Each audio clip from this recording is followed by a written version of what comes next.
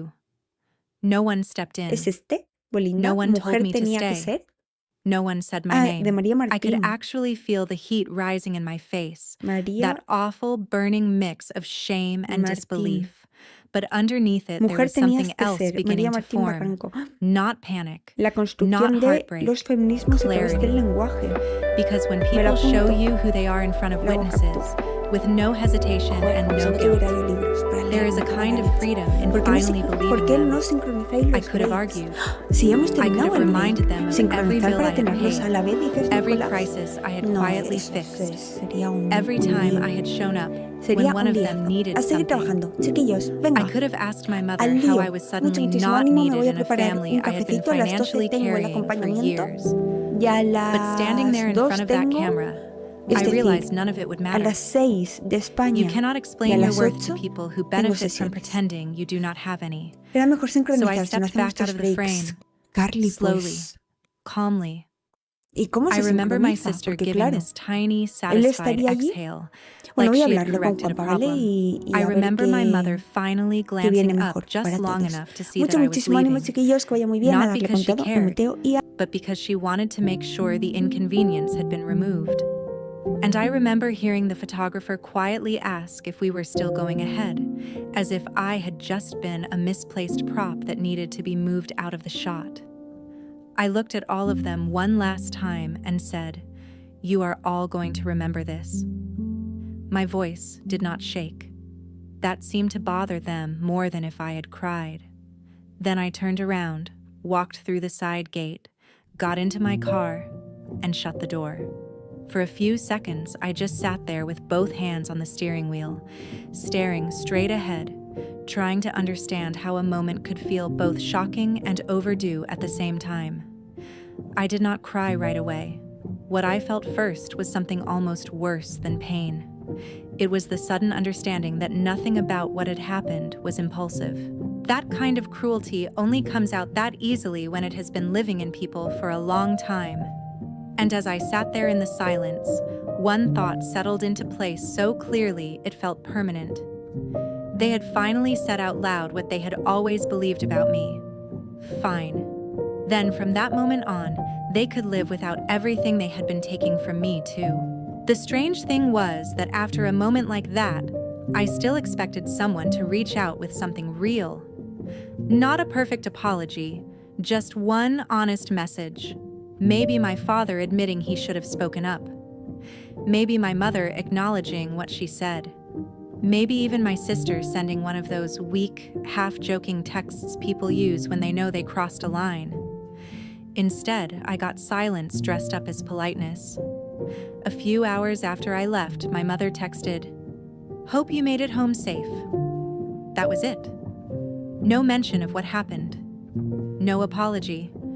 Just a cold little sentence that let her feel like she had done the bare minimum without taking responsibility for anything.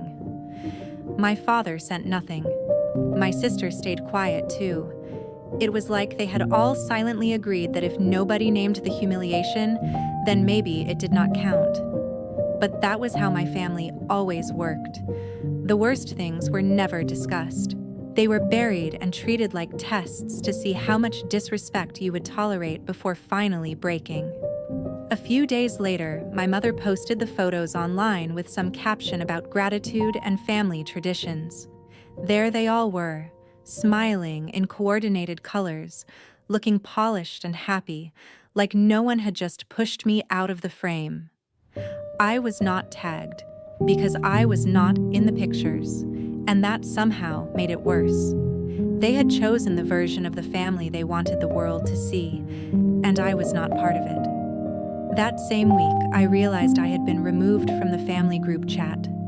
No explanation, no conversation.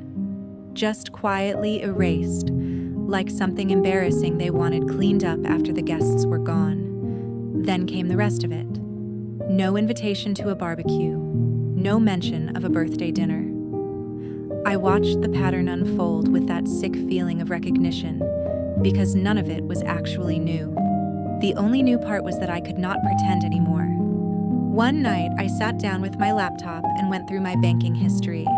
I needed to see the truth in numbers because my family had spent years teaching me to doubt my own memory. The mortgage transfers were all there. The money I had sent to help with my sister's car was there. The credit card bailout was there. The vacation deposit. The restaurant bill I covered when my mother insisted on a family dinner and somehow forgot her wallet. Looking at it all at once made me feel sick. Not because of the total, but because of how normal they had made it seem. They never acted like they were asking too much. They acted like I was selfish if I hesitated. And that was when the thought came clearly, with no guilt attached. If I was not family enough to stand in the photo, then I was not family enough to keep paying for the performance either. The next morning, I ended every automatic payment tied to them. I stopped the monthly transfer for the house. I removed myself from every quiet financial safety net they had built around my help. Then I wrote one email. It was short, clear, and impossible to misread. I said that effective immediately, I would no longer be providing financial support for household expenses, vehicle payments, personal bills, or family trips. I added that the decision was final and I would not be discussing it further. After I hit send, I turned off my phone and went for a walk. I expected panic, anger, maybe the usual family drama. What surprised me was how calm I felt. For the first time in years, I was not bracing myself to fix something. I was just breathing. Over the next few days, the calls started coming in, but I let them go to voicemail. My sister sounded annoyed, like I had made some inconvenient error she expected me to correct. My mother took a softer tone and said there had clearly been some misunderstanding. But there was no misunderstanding. That was the part they had not prepared for. I had understood everything perfectly. And for once in my life, I was done volunteering to be invisible just so everyone else could keep feeling important. The first month after I cut everything off, they still treated it like a phase. That alone showed how little they understood me. My family was so used to me cleaning up the mess in the end that they assumed this would play out like every other time I had tried to set a boundary. They thought I would get upset, take a little space, ignore a few calls, and then come back the second things became inconvenient. So when the first payment I usually covered did not go through, nobody panicked right away. My sister called that afternoon sounding annoyed, not worried. She asked if I had forgotten something, like I was an assistant who had missed a task.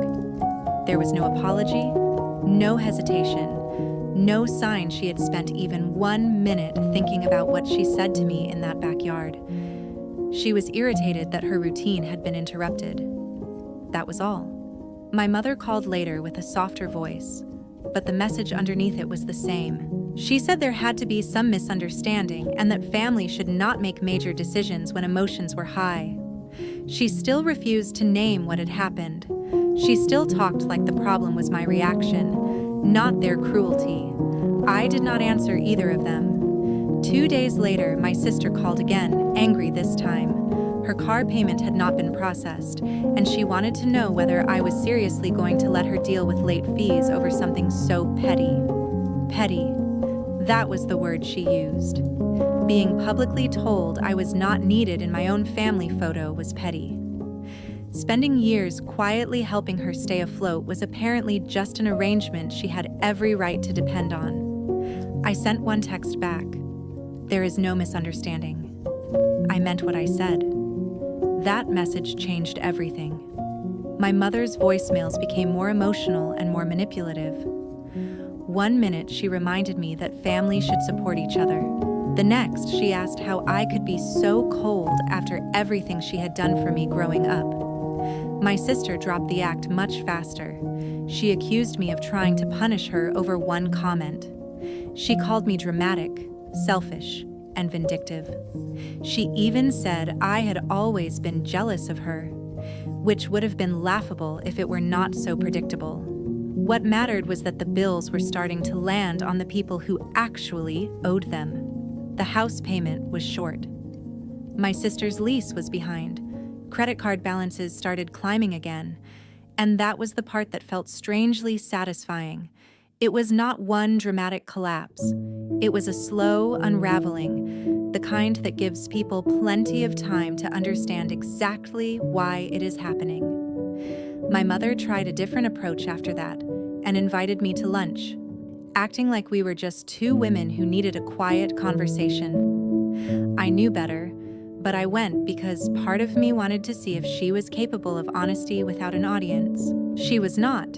She spent 10 minutes talking about small things before finally asking if I really meant to make life harder for everyone over what happened at the photo shoot.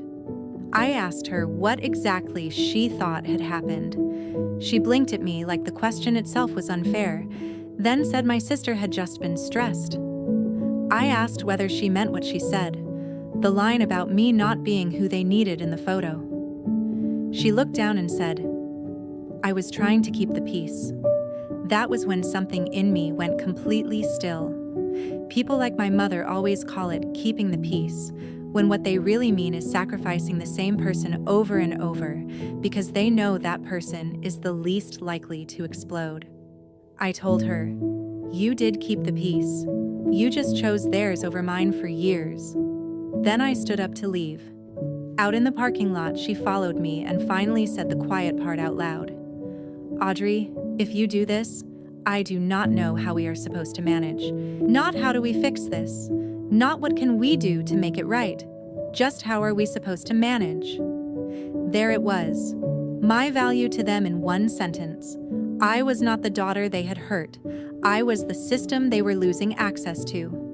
After that lunch, I stopped hoping anyone in my family would suddenly become self-aware. I focused on my own life. I put more into work and landed one of the biggest accounts of my career. I started going to the gym regularly. I slept better. I laughed more around friends. It was almost embarrassing how quickly peace entered my life once I stopped dragging all of theirs behind me. Meanwhile, the cracks on their side kept getting worse. My sister had to lean more on her husband's credit card, and that did not stay hidden for long. She started making vague posts online about betrayal and fake loyalty. My mother kept trying to maintain the usual polished image, but even that began slipping. There is only so much pretending people can do when the money behind the performance dries up. The moment I knew things had truly shifted came one night when my sister called 3 times in a row and then sent a string of texts that sounded less angry than desperate.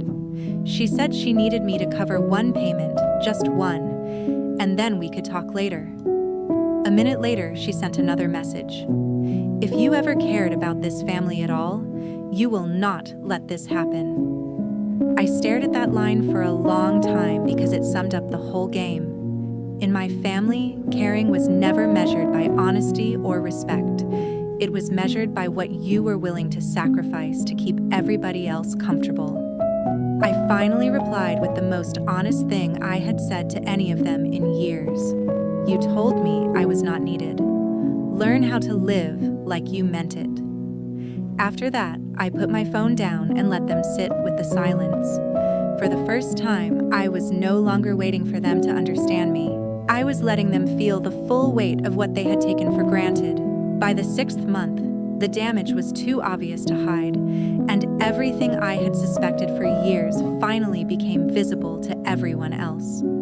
The problems my money used to soften were now crashing into each other all at once, and without someone quietly absorbing the pressure, my family started turning on one another exactly the way I always knew they would.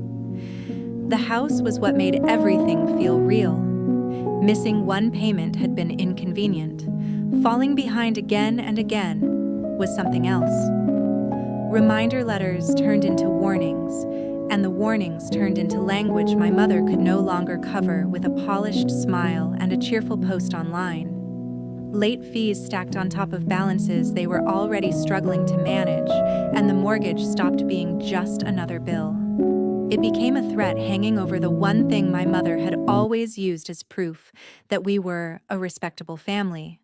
That house had never been just a home to her. It was the background of holiday cards, Thanksgiving pictures, and every staged little moment she posted to make our family look close and successful. Once that house became unstable, the image she had built her identity around started cracking with it. My father, who had spent years making silence look harmless, finally had nowhere left to hide. I heard through one of my cousins that my parents had started arguing in front of relatives, something he used to avoid at all costs. He was angry that my mother kept assuming I would come back and fix everything. She was furious that he was acting helpless now, as if he had not benefited from my support too. For the first time, his passivity was costing him something. It was no longer just my peace he had sacrificed. It was his comfort too. My sister's situation unraveled even faster. Once she could no longer count on me to catch whatever slipped through her fingers. All the choices she had made to protect her perfect image started turning into real consequences. The car issue alone became a mess. Payments kept falling behind, and the more she tried to juggle money, the more obvious it became that her whole life was less stable than she wanted people to believe. She was borrowing from one place to cover another, leaning on credit, making promises she could not keep, and pretending she still had everything under control long after it was clear she did not. Her husband eventually figured out far more than she had planned. He knew there were money issues, but he did not know how much of her life had been quietly propped up by me. Once he realized my help had not been occasional but structural, the way he looked at her changed. He had married someone who presented herself as polished, capable, and independent. Now he was finding out that a big part of that image had been subsidized by the sister she publicly disrespected. According to my aunt, he asked one question that shut everyone up. If she was helping you that much, why would you humiliate her in front of everyone? There was no good answer. No misunderstanding. No way to dress it up as stress or bad timing. The truth was simple. They had all gotten so used to using me that they stopped seeing me as a person with limits. I was a function in their lives, not a daughter, not a sister, not someone whose dignity mattered. My sister kept trying to contact me during that stretch, but every message revealed the same thing. One day she was furious, calling me petty and accusing me of trying to ruin her marriage. The next she was sentimental, talking about childhood memories and saying sisters should not let pride come between them. Then she would go right back to guilt, acting like I owed her another rescue because we shared blood, but every message was missing the one thing that mattered: accountability. She wanted access to me again, not a real relationship. My mother's collapse came from a different place. For most of my life, she believed that if the family looked polished from the outside, then whatever was wrong underneath did not matter as much. That illusion started falling apart the moment people noticed I was gone and stayed gone. At first, she could say I was busy, then she could call it a disagreement. But once months passed and I still was not showing up for birthdays, cookouts, church events, or holiday planning, the questions got sharper. People started noticing the cracks. One relative remembered I had quietly paid for a vacation. A friend of my mother's mentioned hearing that I had helped with the house.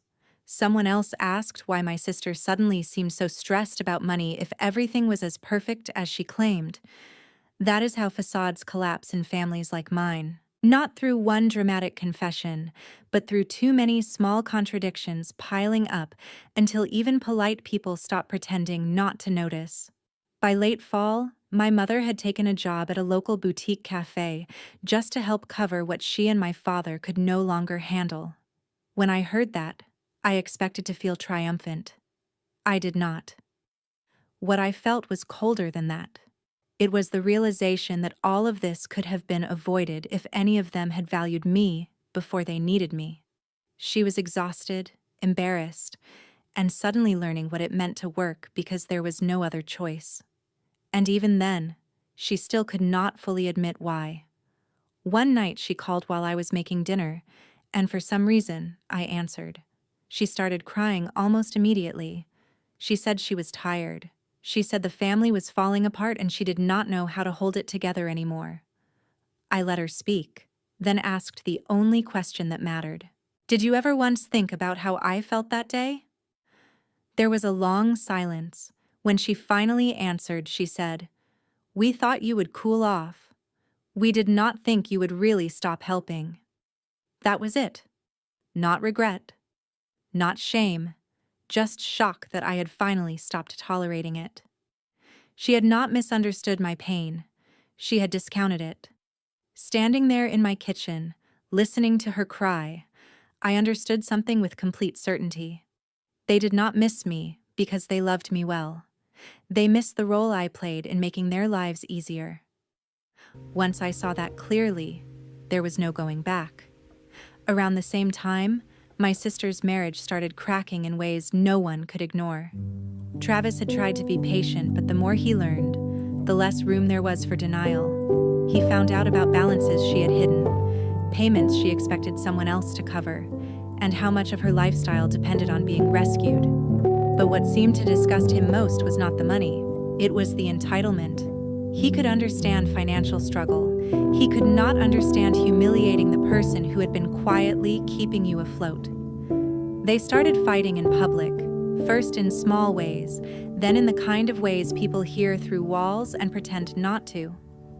Eventually, she stopped posting pictures with him. Then she stopped posting much at all. Her entire identity had been built around looking admired, and suddenly she looked unstable, angry, and cornered.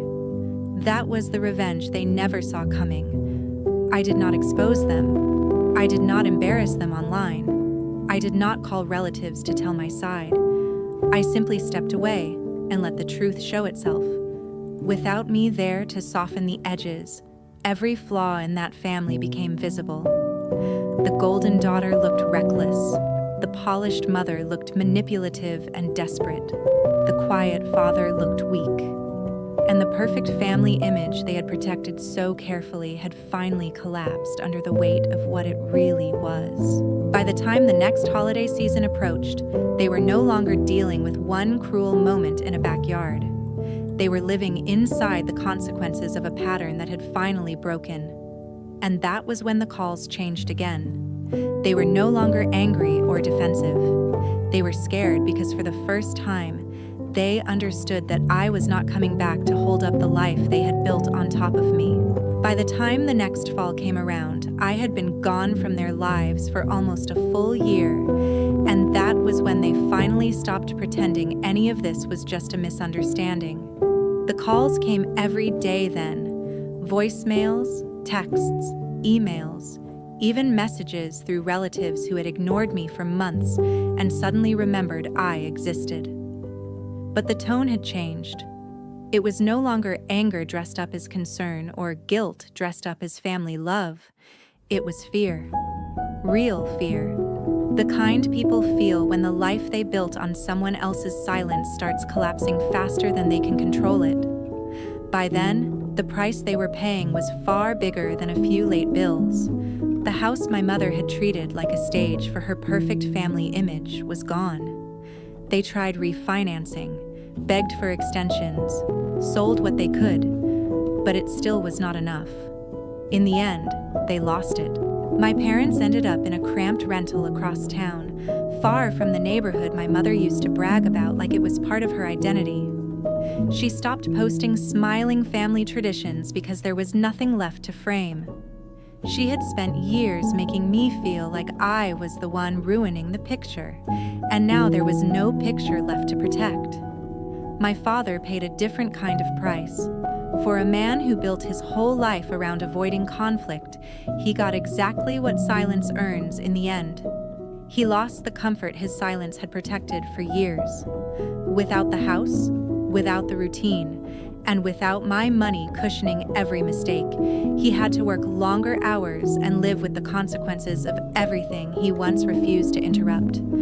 I heard from a cousin that he looked older almost overnight. The saddest part was that he still never really fought for anything, not even after it all fell apart. My sister paid the highest price of all. For someone who built her life around being admired, she lost the one thing she valued most. She lost her image. Her marriage did not survive the year. Travis found out about the debt, the lies, and the truth that she had spent years depending on people she openly looked down on. But what ended it was not just the money, it was the character underneath it. He could understand struggle. He could not forgive entitlement that cruel. He moved out first, then filed not long after. She lost her job too, not in one dramatic explosion, but slowly, by becoming impossible to rely on. The polished version of her stopped holding together, and once the performance broke, there was not much underneath it that anyone wanted to keep around. The last update I heard was that she had bounced between a friend's basement and short-term rentals, still acting like someone else had ruined her life. My mother reached out the most in those final months. There was no pride left in her by then, no polished tone, no clever guilt, just exhaustion. She called crying one night and said they were all paying for one terrible day. I almost said no, you are paying for years. That day only revealed it. She asked if I could come by just once because the family needed closure. But they had not wanted closure when I was humiliated, erased from the group chat, and treated like an ATM with a pulse. What they wanted now was access, a softer version of consequences. By then, my life had become almost unrecognizable in the best possible way. My career had taken off once I stopped pouring my time, money, and energy into people determined to drain me. I moved into a beautiful apartment downtown. I slept peacefully. I traveled without guilt. And yes, I met someone steady and kind. Someone who listened the first time I spoke and never made me earn basic respect. When he proposed, it happened in the simplest way possible, with no performance and no manipulation. Just honesty, just love. A few days before the anniversary of that photo, I sent my family one final message. You already built the family you wanted, the one without me. Now live with it. Then I blocked every number, every email, every path back into my life. I was not angry anymore. I was finished. I did not destroy my family. I stopped protecting them from the weight of their own choices. I stepped out of the frame exactly like they told me to, and when I did, the whole picture started falling apart. That was the price. My mother lost the image she worshipped. My father lost the comfort his silence had protected. My sister lost her marriage, her job, and the illusion that she could keep insulting the person holding her life together without ever paying for it. And me, I gained the one thing they never wanted me to have: peace. The lesson is simple. Blood does not give people the right to use you, humiliate you, and still expect loyalty on demand. Setting boundaries is not cruelty. Walking away from disrespect is not betrayal. Sometimes it is just self-respect arriving right on time. At Revenge Argon, our team works hard to create meaningful and engaging stories that resonate with viewers. We are committed to making it clear that this is a fictional story, created to share educational lessons, valuable insights, and thought-provoking messages with our audience. Thank you so much for listening to this story. Please follow the channel to support us and give us the motivation to keep creating even more high-quality and compelling videos.